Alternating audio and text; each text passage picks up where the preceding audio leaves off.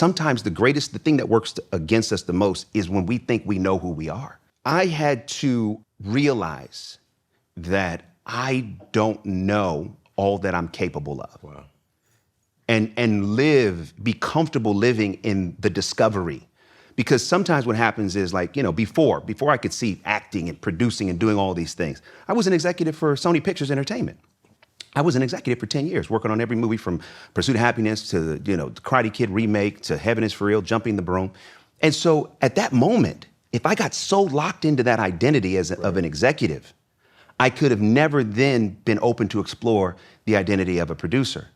If I got so locked into being the identity of a producer, I could never explore the identity of being an actor. If I got so locked into being the identity of an actor, I could never explore the identity of being an author.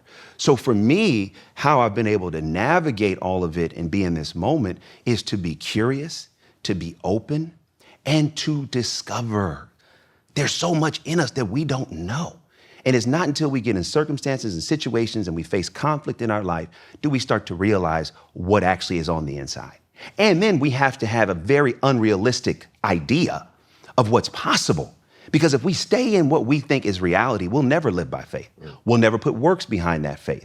And then we'll never actually see what is possible. So for me, in this moment, it really comes from every day saying, all right, well, what am I going to learn about me? Yeah. What more do I have in me that God wants to reveal? And let me not think I know myself so well that I close myself off to what it is he wants me to know as it relates to my gifts and what's possible.